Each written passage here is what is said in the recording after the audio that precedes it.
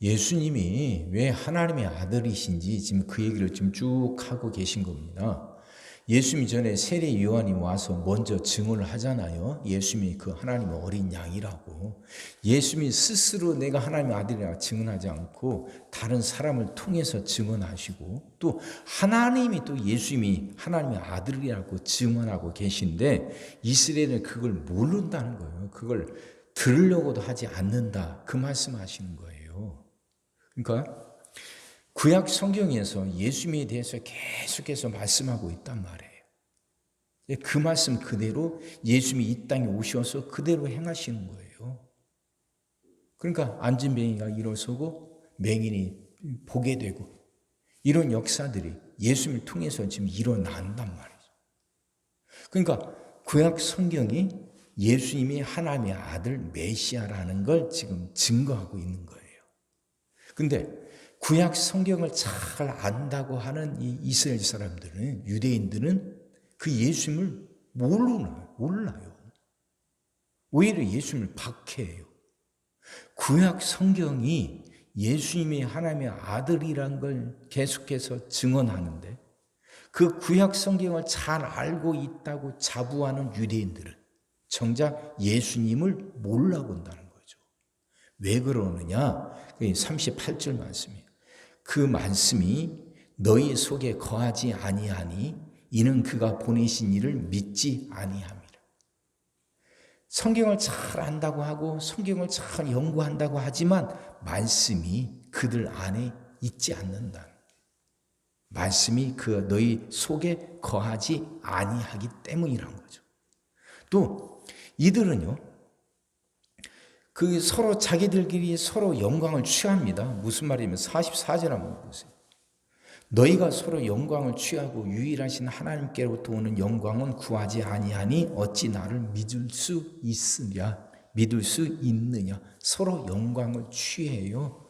그러니까 구약 성경과 자기들은 나름대로 연구한다고 하죠. 그 구약 성경이라는 게 결국 모세 율법이고 예언서고 이러잖아요. 그것들 서로 연구하고 그래서 율법을 잘 지킨다고 바리새인들은 십계명을 613가지로 세분해가지고 그걸 지켜요. 그래서 그걸 잘 지킨다고 서로 유해주고 취해주고 하면서 서로 영광을 취한다는 거예요.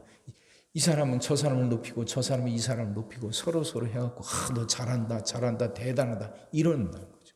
서로 그렇게 영광을 취하는데 그들 안에 진짜로 없어요. 하나님께로부터 오는 진짜 영광은 구하지 않아요. 다시 말하면 사람들이 보기에 어떨까 이것만 생각하지 하나님이 보시기에 어떨까는 생각하지 않는다는 거예요. 사람들로부터 영광 얻는 건 구하고 그건 좋아하는데 하나님이 주시는 영광, 그 진짜 영광은 구하지 않는다는 거죠. 그 이유가 뭐냐? 42절. 다만 하나님을 사랑하는 것이 너희 속에 없음을 알았노라. 이래요. 하나님을 사랑하지 않으니 말씀을 읽지만 말씀을 연구하지만 그 말씀 속에서 진짜 하나님을 만나지 못한다는 거죠.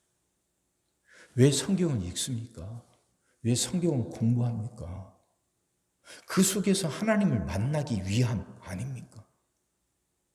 지식이 아니잖아요. 성경을 연구하는 그 신학, 그거 참 대단한 학문이에요. 그건 참 많은 연구가 필요합니다. 뭐 문학적으로도 알아야 되고 그 당시 배경 역사에 대해서도 알아야 되고 철학에 대해서도 알아야 되고 그래서 신학의 학문의 모체죠. 참 많은 연구를 필요하고 그래서 많이 그걸 놓고 그 신학을 성경을 연구한 사람이 많아요.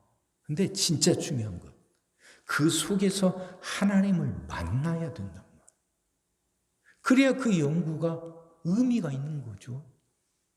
단순한 지식을 집어넣어서 그래서 자기가 알고 있는 지식을 자랑하고 해서 사람들로부터 대단하다, 지식이 참 많다, 칭찬받아도 그 속에서 하나님을 만나지 못하고 영생을 얻지 못한다면 그 지식은 아무 의미가 없는 거 아닙니까? 그냥 치장일 뿐이죠. 장식품일 뿐이죠. 그 안에서 영생을 얻고 그 안에서 생명을 얻어야 되는데 그건 알지만 머리로는 알지만 그들 안에 말씀이 거하지 않기 때문이죠. 다시 말하면 하나님을 사랑하지 않기 때문이죠. 이 말씀은 우리에게도 똑같이 주시는 말씀이에요. 우리는 다 신앙생활 다 오래 했어요. 몇십 년 동안. 성경도 공부해요. 성경도 열심히 읽어요. 나름대로 기도도 한다고 합니다. 근데 그렇게 해서 우린 하나님을 만나고 있고 하나님과 올바른 관계를 맺고 그 관계가 깊어지고 있느냐, 이거 돌아봐야 한다는 거죠. 그게 없다면 성경에 대해서 많은 것을 알고 있는 지식은 의미가 없는 거예요. 근데 의미가 없어요. 그러니까 그래서 성경을 읽고 성경을 깊이 이해하기 위해서 성령의 도움이 필요한 거죠. 기도가 필요한 것이고 겸손함이 필요한 것이고, 그래서 그 모든 걸 다 하나로 뭉뚱그려서 말하면 하나님에 대한 사랑이 필요한 거죠. 이게 있어야죠. 이게 진짜예요. 이게 알맹이에요. 하나님에 대한 사랑. 이 사랑이 있어갖고 이 사랑으로 말씀을 읽어가는 거예요. 하나님을 사랑하니까 말씀을 더 알고 싶어요. 왜? 하나님에 대해서 더 알고 싶은 거 아닙니까? 우리가 누군가를 사랑할 때도 그러지 않습니까? 그 사람에 대해서 더 알고 싶어 하잖아요. 더 깊이 이해하려고 하잖아요.